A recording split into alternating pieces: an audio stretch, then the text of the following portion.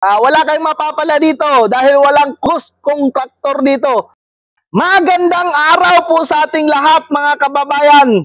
Bago po tayo magsimula sa ating usapin ngayong araw, sa lahat po ng hindi pa nakapag-subscribe sa ating YouTube channel, please subscribe na po. At pakipindot na rin ho yung notification bell para updated po kayo sa mga balita na ihahatid ni Banat Mandaya. Ayan. Mga kababayan, pag-usapan po natin, ito nga si Congressman Abante kasi tinitira niya mga kababayan yung mga Duterte. Tinatanong pa naman niya si Mayor Baste nga imbestigahan daw, tanungin daw si Congressman Pulong kung magkano yung pondo o nasaan na yung pondo sa flood control ng panahon ni Tatay Digong. Ay nako, syempre una-una sasabihin ko talaga mga kababayan syempre ginastos talaga yan sa flood control project kasi nasa project yan sa flood control saan ba naman gagastuhin? Siyempre, sa flood control, Ayan.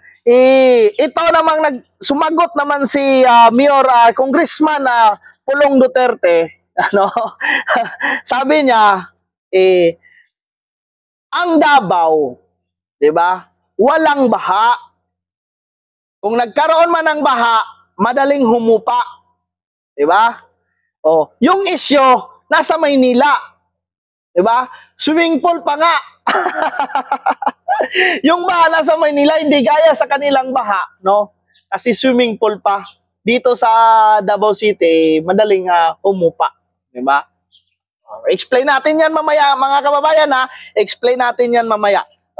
So, ito kini-question din siya ni Congressman Pulong Duterte, ipaliwanag daw ni paliwanag, oy, Congressman Abante.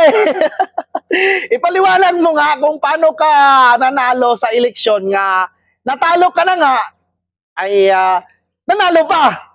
Isang himala ka talaga. Congressman Abante, isang himala ka talaga, Kaya ito mga kababayan, gusto naman gumawa ni Congressman Abante ng himala siguro. Kaya tinitira na yung mga Duterte, sa flood control project. Ayan, pag-usapan natin 'yan mamaya. Ito.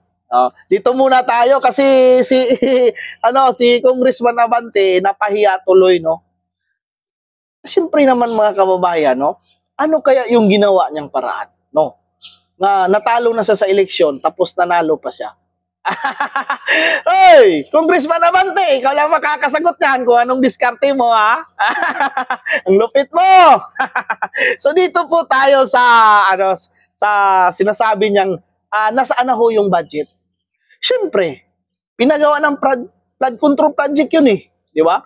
Hindi sa flood control project gamitin, di ba?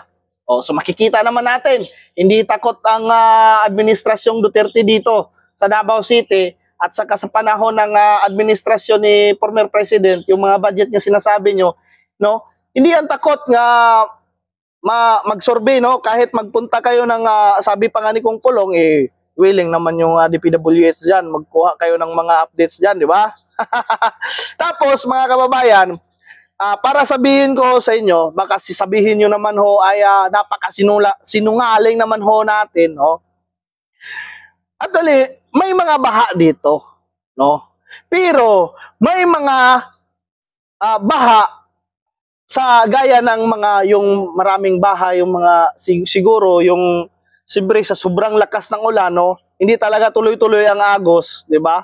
Magkakaroon talaga yan ng baha. Pero humuhupa agad yan mga kababayan.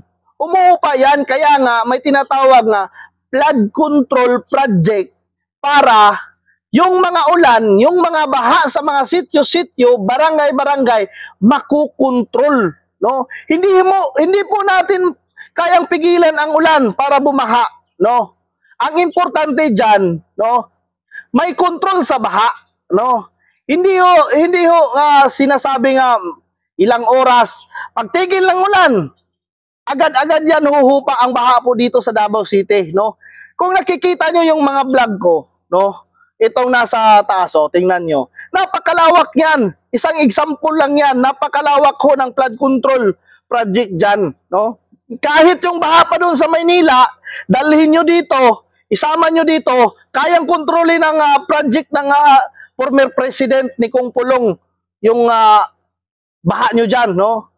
Yun nga, sabi ni Kong Pulong, hindi gaya dyan sa inyo, naliligo talaga, swimming pool talaga yung baha sa inyo. Dito sa amin, hindi ganyan, di ba? Flood control project, di ba? Kontrolado yung baha, di ba? Kasi sa sobrang lakas ng ulan, hindi ho talaga natin yan kayang pigilan na magkaroon ng baha, di ba? Pero kontrolado ho, kayang-kaya ho, di ba? Kasi sa laki ng mga project sa control project at saka sa mga matitibay pa, kayang-kaya ho pigilan, di ba? Kaya sinasabi ko sa iyo, no? Napahiya ka tuloy, no? Kasi ho, si Tatay Digong hindi ho niya gusto yung mga kurap, di ba? Wala hong ghost contractor dito sa Davao City, no? Kung dyan sa inyo may ghost contractor dyan, dito ho sa Davao City wala ho, di ba? Kasi ayaw ho ni Tatay Digong ng ganun. Ayaw niya ho mapahiya yung Davao City. Kasi alam na niya ho, no? Mga mangyayari dyan, kasi dyan sa inyo mostly ay binabaha talaga sa inyo. Tapos ipapasa nyo dito sa Davao City, yung baha na sa Maynila. Di ba? Congressman Abante, ay nako. O sige, walang problema. Mapag-imbestiga kayo, no? Bakit utosan mo pa si, cha-challenge mo si Mayor Baste? Ikaw na mismo ang magpag-imbestiga, punta ka DPWH. Tapos hanapin mo yung mga project na sa panahon ng Tatay Digong, tapos isurvey mo. Isurvey mo, samahan pa kita para makapag-ano rin ako. Yun nga, kasi yun nga, yung target natin ngayon mga kababayan, yung mga flood control project ni former President. Kaso hindi natin mapuntahan lahat, no? Kasi yun nga ay maliban sa busy ho tayo at saka wala ho tayong sasakyan, no? Kasi malalayo, di ba? Malalaking flood control project yan, no? Sinasabi ko sa iyo. Baka sabihin nyo, no? Sabihin mo, Congressman Abante, di ba?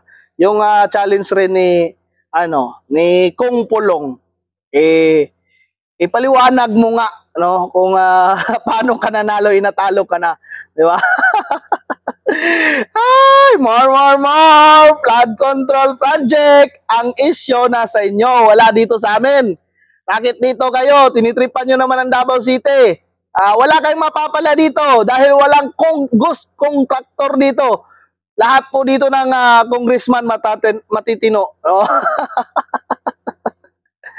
Lahat po ng may hawak ng project dito, tinatapos, solido pa. Dagang salamat.